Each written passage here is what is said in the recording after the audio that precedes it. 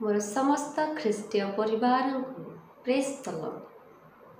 प्रिय माने चिंता और निराशा जीवन थिबा पर्यंत चली रही सही प्रकार जड़े व्यक्तिंकर स्टोरी को आपण मानक पाखरे रखिबा पाई चाहूँगी जे आमे जेते बेले निराश हो जाइथां, दुखित हो जाइथां, चिंतित हो जाइथां, सेते बेले आम्भे माने अनेक प्रकार प्रश्न रे घेरी होई रही था आ सही प्रश्न को परमेश्वर सहित कनेक्ट करने पाई चेष्टा करिथां।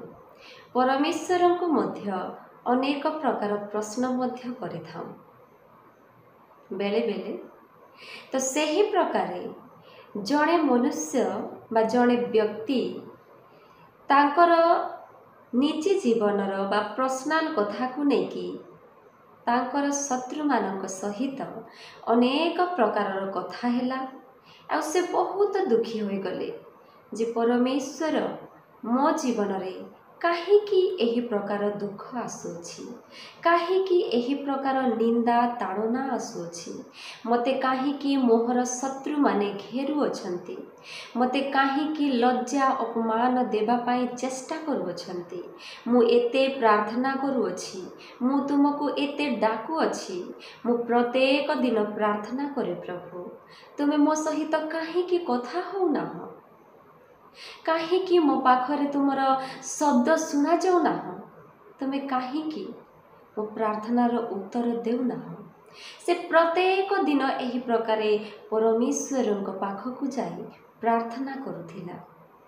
आउ गोटे दिन कौन होइछि प्रिय माने परमेश्वरଙ୍କର शब्द सत्यरे तार कर्णरे आसिकी पड़ी अछि। हालेलुया। आउ सही शब्द थिला जे पुत्र मु तोर प्रार्थना को प्रत्येक दिन शुणे, हेले मु तो सहित प्रत्येक दिन कथा हेबा पाई चेष्टा तो करि थाए, हेले तुमर शब्द को सुनिबा पाई चेष्टा करू न थाउ। और ताहा की प्रकारे तो जा तो गृह रे देखिबू जे गोटे टेबल रे सजाई की रखी अछि, ताहा देखिले तू जानी पारिबू जे मु तो सहित कथा हेबा पाई तो चाहू अछि, हेले तू चेष्टा करू ना हो मोर सही शब्द को सुनिबा पाई। हालेलुया। तो प्रिय माने सही व्यक्ति भाविले जे परमेश्वर मते कहू अछंती टेबल रे सजाई की रखी अछि आ मु तांकर शब्द को सुनि पारू ना हूँ, यह कि प्रकार कथा मु कौन सजाई की रखी अछि टेबल रे, परमेश्वर मते यह क्यों प्रकार कथा कहउछंती।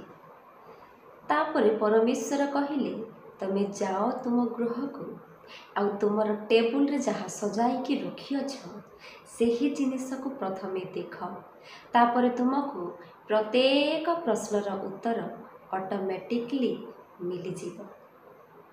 सेते बेले से व्यक्ति तार गृह को आसिला आ गृह को आसिकी देखिला जे टेबल भितरे कौन थिला जानि छंती प्रिय माने केते सुंदर भाव सजाई की रखा होइथिला बाइबल। हालेलुया। एही बाइबल प्रिय माने जे परमेश्वरंकर तांकर कथा वार्ता आम मानंकु एही वाक्य देखि हमको जणाई थांती प्रिय माने। तो यही स्टोरी कहीकि मते बुझाइबार कारण अटे जे परमेश्वरंक पाखरे बेले बेले जाइकि आमे माने समस्ते मनुष्य माने कही थाऊ जे आम मानंक प्रार्थना को परमेश्वर सुनु नाहांती, परमेश्वर आमको किछि कहिबा पाई चाहू नाहांती, आमरी प्रत्येक प्रश्नर उत्तर देबा पाई परमेश्वर चाहू नाहांती। यह सत्य कि नाही प्रिय माने परमेश्वरंकर वाक्य आम मानकर पाखरे अछि, आम मानंकु पथ देखाइबा पाई, क्वेश्चन र आंसर देबा पाई, प्रत्येक शत्रु शैतान रु आमको जय देबा पाई एही वाक्य आम मानक संगरे अछि। आ ताहा केउ प्रकारे आम मानंकु एही वाक्य शत्रु मानक ठारू आमको जय दे थाए, ताहा आज एही वाक्य द्वारा आम माने पढ़िबा। आसंतु मो सहित बाहर करंतु प्रिय माने जीवशय एक पर्वर ପାଞ୍ଚ ପଦରେ ଲେଖାଯାଇଅଛି ପ୍ରିୟମାନେ, ତୁମ୍ଭର ଯାବଜୀବନ ତୁମ୍ଭ ସମ୍ମୁଖରେ କେହି ଠିଆ ହୋଇପାରିବ ନାହିଁ। ଆମ୍ଭେ ଯେପରି ମୂଷା ସଙ୍ଗରେ ଥିଲୁ, ସେହିପରି ଆମ୍ଭେ ତୁମ୍ଭ ସଙ୍ଗରେ ଥିବା। ଆମ୍ଭେ ତୁମ୍ଭ ପ୍ରତି ନିରସ୍ତ ହେବା ନାହିଁ କି ତୁମ୍ଭକୁ ତ୍ୟାଗ କରିବା ନାହିଁ। ପ୍ରିୟମାନେ, ଆମର ପରମେଶ୍ୱର ଆମ ସମସ୍ତଙ୍କୁ ପ୍ରେମ କରନ୍ତି। ସେ ପ୍ରେମର ପରମେଶ୍ୱର, ସେ ଦୟାକାରୀ ପରମେଶ୍ୱର। ସେ ଆମକୁ କେବେ ଭୁଲିବେ ନାହିଁ କି ତ୍ୟାଗ କରିବେ ନାହିଁ। ସେ ଆମକୁ କେବେ ତ୍ୟାଗ କରିବେ ନାହିଁ। ସେଥିପାଇଁ ଆମେ କ'ଣ କରିବା?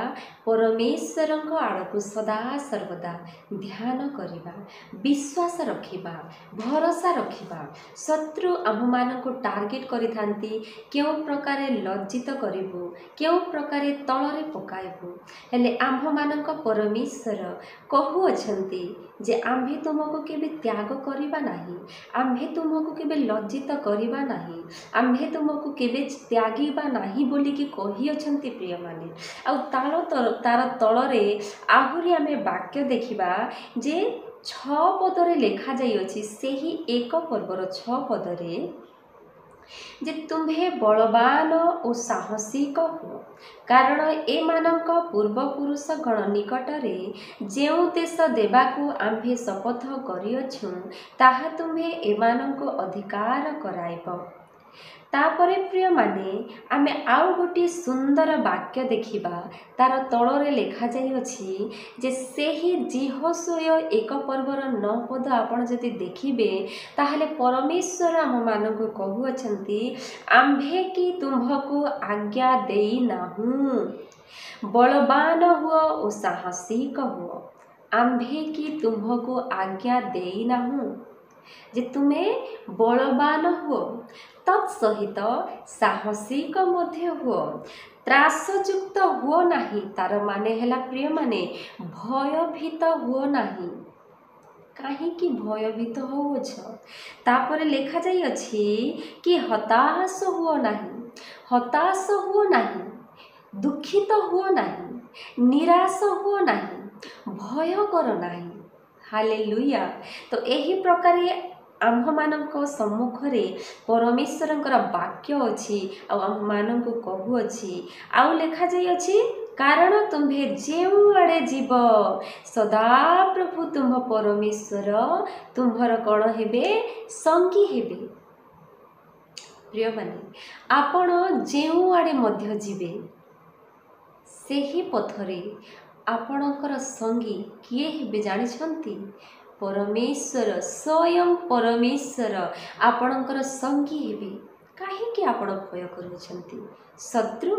ଶତ୍ରୁ କିଏ ପ୍ରିୟମାନେ? ମନୁଷ୍ୟ। ଏହି ମନୁଷ୍ୟକୁ ପରମେଶ୍ୱର ସୃଷ୍ଟି କରିଅଛନ୍ତି। ଆଉ ଏହି ମନୁଷ୍ୟକୁ ଆପଣ କାହିଁକି ଭୟ କରୁଅଛନ୍ତି?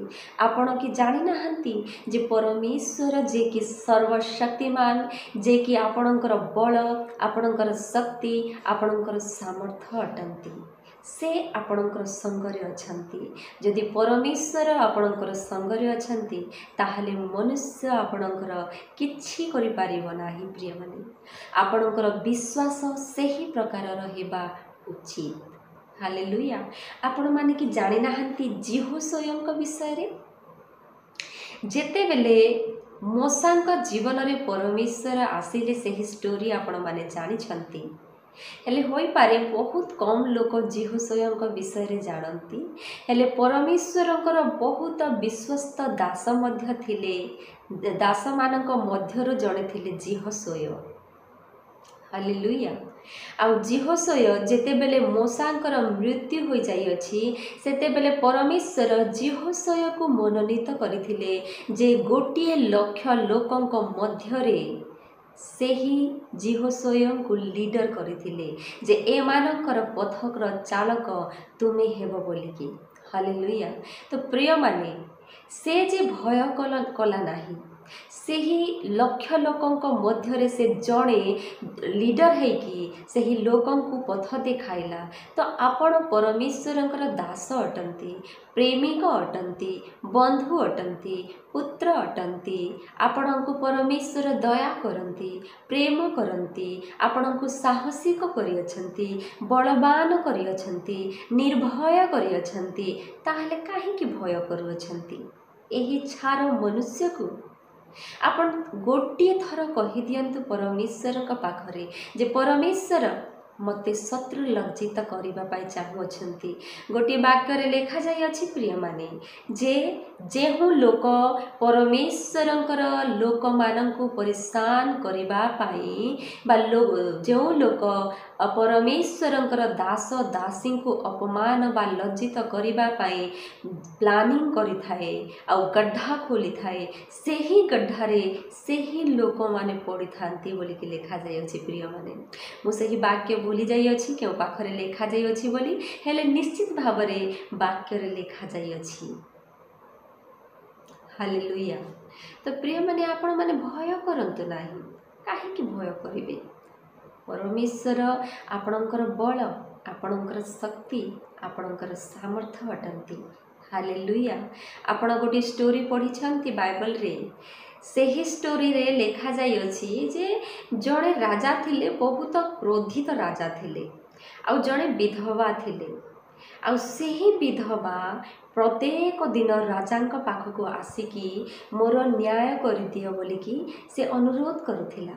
ଆଉ ସେହି ସେହି ରାଜା ଏତେ କ୍ରୋଧିତ ରାଜା ଥିଲେ ଯେ ସେ ବିଧବାର କଥାକୁ ଅଣଶୁଣା କରିକି ଟାଲତେଲ ଯାଉଥିଲେ।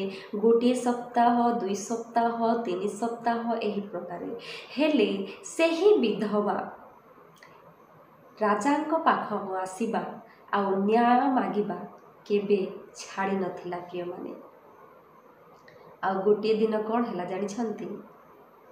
ଗୋଟିଏ ଦିନ ସେହି ବିଧବା ଆସି କହିଲେ ଯେ ରାଜା, ମୁଁ ବହୁତ ଦିନ ହୋଇଗଲା ଆପଣଙ୍କ ପାଖକୁ ଆସୁଅଛି ନ୍ୟାୟ ମାଗିବା ପାଇଁ।